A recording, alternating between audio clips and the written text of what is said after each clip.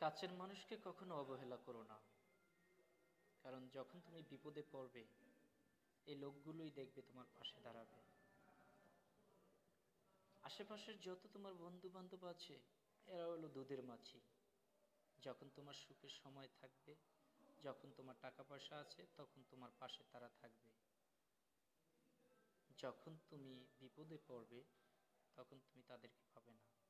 সুখে দুঃখে হাসি কান্নায় কাছের মানুষগুলি কাছে থাকে, পাশে থাকে, তোমার যত্ন নেয়, তোমার খোঁজ খবর রাখে।